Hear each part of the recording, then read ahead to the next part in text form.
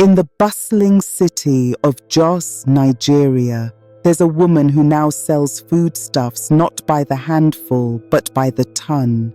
She supplies companies, distributes to market women, and runs a thriving food business that's become a cornerstone of her community.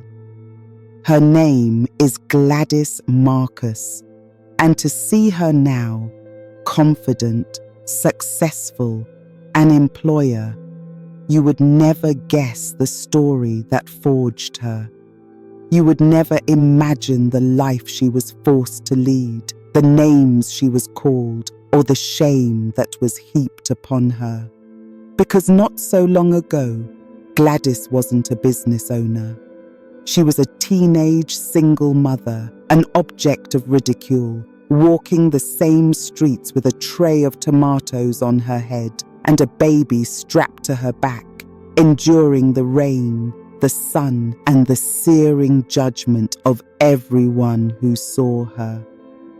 This isn't just a story about success. It's a story about what happens when the world tries to bury you and you decide to plant a seed instead. How does a person who has been completely written off by society find the strength not just to survive, but to rewrite her entire destiny? This is how. Before the whispers and the hardship, there was a different Gladys.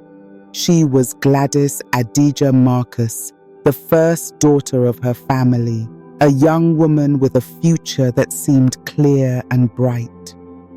Growing up in the Jos East local government area of Plateau State, she was ambitious. She'd enrolled in Plateau State University to get her degree in accounting, a field that just clicked with her sense of order and planning. In those days, her life had a different kind of glamour. She was beautiful, and she knew it, gracing the world of local beauty pageants and even winning some crowns. Life was a stage, and she was performing well. For her family, and especially her mother, who was a leader in her church's women's fellowship, Gladys was a source of pride. In a society that places a high value on family honor, Gladys was on the right track. The expectation was simple: graduate, maybe get a good job, and marry honorably. The cultural fabric of her community, like many in Nigeria, is woven with strong threads of tradition. A family's reputation is everything, and a daughter's actions are seen as a reflection on the whole family. Bringing a child into the world outside of marriage wasn't just a personal mistake. It was a deep, communal shame, a taboo that could isolate not just the woman, but her entire family. This was the world Gladys lived in, a world of clear rules and a defined path. Her dreams were lined up perfectly with what everyone expected of her. She was studying, making her family proud, and was by all accounts a glamorous young woman with a promising life ahead. She had no idea that her carefully built world was about to be shattered. The turning point came when she was just 19 years old, still a student at the university. Gladys discovered she was pregnant. In an instant, that bright future dissolved into a terrifying fog. The life of glamour, the pageants, the confidence, it all vanished. The news landed like a bomb in her family. While her parents were disappointed, they ultimately stood by her. Her mother, a church leader, faced immense pressure and was nearly dismissed from her position because of the shame her daughter had brought. But outside the fragile walls of her home, there was no sanctuary. The community's judgment was swift and absolute. She became an object of ridicule, a cautionary tale whispered among neighbors. Friends who had once surrounded her wanted nothing to do with the scandal. In Nigerian society, the stigma against single mothers can be an active and isolating force. They are often stereotyped and can face real discrimination in housing, employment, and social circles. Gladys was now on the receiving end of this crushing weight. The looks, the gossip, the exclusion. It was her new reality. Every trip outside was an exercise in humiliation. The emotional toll was immense. She wasn't just a young woman preparing for motherhood. She was a pariah. The financial pressures hit instantly. The life she could once afford was gone. And now, with a child to think of, the need was greater than ever. She had to confront a brutal truth. She was on her own. The father of her child wasn't in the picture, and the emotional support from her family couldn't solve the fundamental problem of survival. Gladys knew that her life and the life of her unborn daughter depended entirely on her. That responsibility was terrifying, but it was also the first spark of the fire that would later define her. The world had passed its judgment, branding her a failure. The question was, would she accept it? Gladys did not accept her fate. But defiance doesn't put food on the table. So the former model and accounting student found herself at the very bottom. She became a street hawker. Her new reality was a brutal contrast to the life she'd known. Every morning, she'd buy tomatoes, balance a tray on her head, and walk the streets of Jos with her infant daughter strapped securely to her back. This was her life, day in and day out. She walked from house to house, under a scorching sun and in pouring rain, her baby a constant weight against her spine. The physical toll was grueling. Her body ached. Some days, the heat was suffocating. On others, sudden downpours would soak them both, forcing her to find shelter while protecting her merchandise. But the physical part was probably the easiest to bear. The emotional grind was relentless. The same community that judged her was now her customer base. People who once saw her win pageant crowns now saw her hawking tomatoes. She was mocked and laughed at. Some bought from her with a pitying glance that felt worse than scorn. Others looked right through her, their faces masks of disapproval. The whispers followed her down every street. She was no longer Gladys, the bright student. She was the girl who got pregnant, a living symbol of her perceived failure. Yet, it was on these same unforgiving streets that her true character was forged. She was fiercely independent, refusing to ask anyone for money. This life, as hard as it was hers. She was earning her own way. And incredibly, she didn't give up on her education. The small profits she made from selling tomatoes, coin by coin, were painstakingly saved. This money didn't just buy food, it paid her university fees. She was a full-time mother, a full-time street hawker, and a part-time student.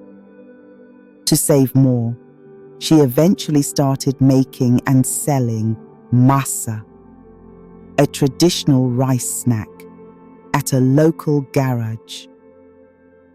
It was another hustle, another way to scrape together a few more naira.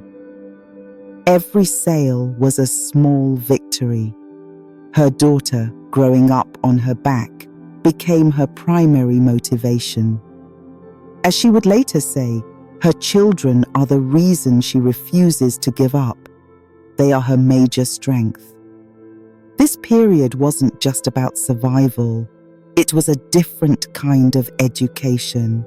It taught her resilience and ignited in her a burning desire for a future where she would never again have to endure the shame of the streets. Years of this grueling routine passed. Gladys finished her degree in 2019, a monumental achievement for anyone, let alone a single mother funding her education by hawking goods. But graduating didn't magically change things. She was still a single mother, and a white-collar accounting job seemed miles away. The next step was the National Youth Service Corps, NYSC, a mandatory year of service for Nigerian graduates. Posted initially to Ekiti State, she managed to get redeployed back to Plateau State to be close to her daughter. She was assigned to a local hospital's accounting department. For many, the NYSC allowance is just a stipend. For Gladys, it was seed money. It was the opportunity she'd been fighting for, and she wasn't going to waste it. This year became her crucible. While her peers might have socialized, Gladys became ruthlessly focused. She lived a life of extreme frugality. In her own words, she became stingy to save money, cutting off all social outings. She reportedly saved over 20,000 from her allowance by the end of her service year. To supplement this, she took on side jobs, cleaning, laundry, and tutoring kids to make ends meet.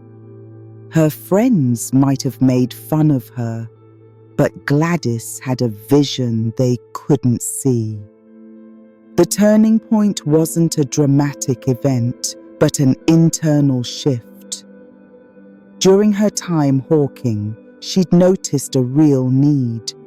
She lived in a new area in Jos, where people struggled to buy basic foodstuffs. There were no convenient shops, forcing residents to travel for daily necessities. She saw a problem she knew how to solve because she had lived it from the other side. She knew the products, the customers, and the supply chain. Her accounting degree wasn't just a piece of paper. It taught her about management and planning. Her time as a hawker wasn't just suffering. It was market research. The dream was no longer just to escape poverty. It was to build something. In 2020, as her service year ended, the vision became a plan. The savings, the side hustle money, the lessons from the street, and the knowledge from her degree all came together. She decided to stop selling from a tray on her head. she was going to open her own foodstuff shop. It was a terrifying leap of faith built on a foundation of sacrifice and grit. In 2020, while the world was grappling with the COVID-19 pandemic, Gladys Marcus made her move. While many retreated, she advanced. With the capital she had painstakingly saved, she opened her first foodstuff shop. It was a humble beginning, a small space filled with the grains, vegetables, and provisions she knew her community needed. It was far from easy. Starting a business is a monumental task, but for Gladys, it was a daily battle.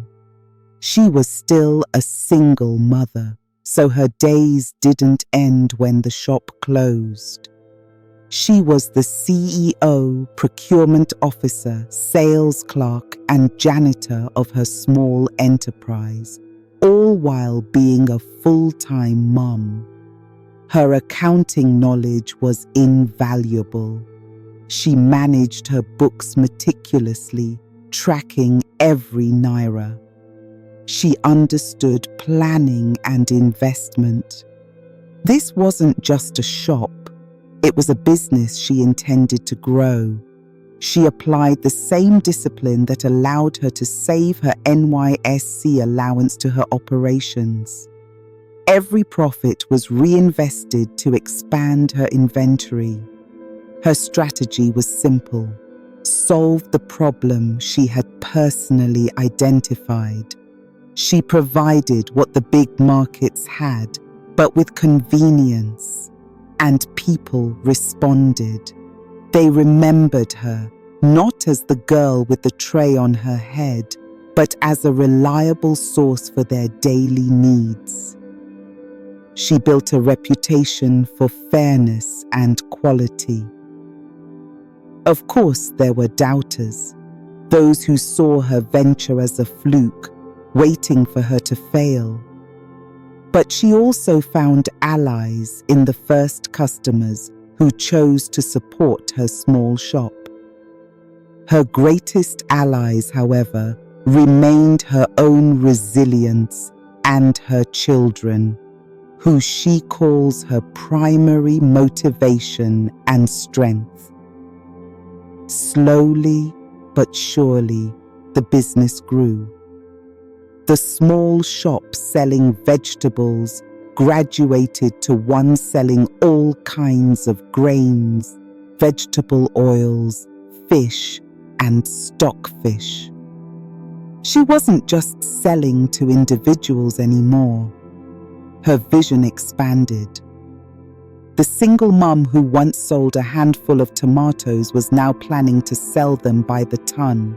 Every transformation has its darkest moment. For Gladys, this ordeal wasn't a fire or a flood, but the relentless pressure of launching a business during one of the most challenging periods in modern history, the COVID-19 pandemic. She had launched her business in 2020, just as lockdowns were crippling economies. Her fledgling shop, built on a shoestring budget, was immediately thrown into a global crisis. Supply chains were disrupted. Prices became volatile. The very customers she depended on were facing their own financial fears. Imagine the strain. After years of hawking, sacrificing every pleasure, and pouring every last naira into her shop, she now faced an invisible enemy that threatened to undo everything. The risk of her entire investment evaporating was terrifyingly real. This was her ordeal, the daily battle against despair.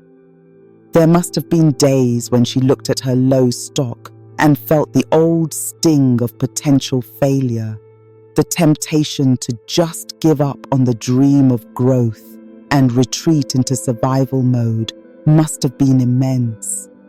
It was the ultimate test of her resolve. This period forced her to be more innovative and strategic than ever before. It required her to manage her stock with perfect precision and reinforce the trust with her local customers who needed her more than ever. She wasn't just selling food, she was providing an essential service in a time of crisis. Overcoming this period of intense pressure was her final trial by fire. If her business could survive this, it could survive anything. And in weathering this storm, she proved once and for all that she was truly unstoppable. Gladys's story is a powerful reminder that our circumstances don't have to define us. If her journey from the streets to running her own company inspires you, hit the like button to show your support. More importantly, share a challenge you're proud of overcoming in the comments. Your story could be the inspiration someone else needs to see today. And to make sure you don't miss more incredible stories of resilience, click subscribe and turn on notifications. The woman who emerged from the pandemic was not the same one who had opened a small shop. Gladys Marcus had transformed. Her business didn't just survive. It began to thrive on a scale she had once only dreamed of. The small foodstuff shop exploded. She went from selling items in small quantities to dealing in bulk. Today, Gladys Marcus sells her goods in tons and bags, supplying not just local market women, but entire companies. Her product line has expanded dramatically to include all kinds of grains, specially milled palm oil, vegetable oil, crayfish, stockfish, and specialty local products. Her brand, Adija Foods, has become a recognized name for quality. The transformation is breathtaking. The woman who once carried a tray of tomatoes on her head now commands a business that moves metric tons of food. The young mother who was an object of ridicule is now an employer, creating opportunities for others. The student who struggled to pay her fees now runs a business so successful she's been featured in national newspapers like Punch and The Sun. In June 2024, she officially launched her brand's website, allowing customers to order directly. But the real measure of her success isn't just financial. It's the respect she's earned. The whispers of shame have been replaced by murmurs of admiration. She's become an inspiration, especially for other single mothers. She has even launched an initiative called Her Dreams Agency to mentor teenage single mothers and help young girls avoid the hardships she endured. She teaches classes on how to start a food business, turning her hard-won experience into a blueprint for others. Gladys didn't just build a business, she rewrote her own narrative. She faced down every stereotype and built a new reality for herself and her daughters, defined not by her past, but by her incredible, unstoppable will. Gladys Marcus's journey is more than a rags to riches story. It's a masterclass in redefining your own worth. When asked for her advice to other single mothers, her message is powerful. Being a single mother should never hinder you from achieving your dreams. Your worth as a person is not defined by being a single mother. I empathize with the societal pressures that suggest otherwise. This is the core of her philosophy. She urges women to reject the labels that society and even their own families try to place on them. She teaches that shame and stigma are external forces that have no bearing on your potential. Her life proves it. While the world saw a disgraced young woman, she saw a mother with a duty to provide and an entrepreneur who spotted a market need. Her story dismantles the myth that single motherhood is a dead end. For Gladys, her children were never a barrier. They were her major strength and motivation. She demonstrates that the skills you learn in motherhood, multitasking, resilience, crisis management, are the very skills that can build an empire. She is a living example of turning adversity into advantage. The shame drove her to be independent. The poverty forced her to be resourceful. The needs of her community became her business plan. She didn't wait for a handout or for society's approval. She built her own table. So the next time you hear a story of a single mother, the next time you're tempted to judge, remember Gladys Marcus. Remember the woman who carried her baby on her back and tomatoes on her head. And then remember the CEO of Adija Foods, the supplier, the mentor, the unstoppable force who proved that the most powerful response to judgment is massive, undeniable success. Her life asks us all a question. What labels are we accepting for ourselves? And what could we achieve if we just refuse to be defined by them?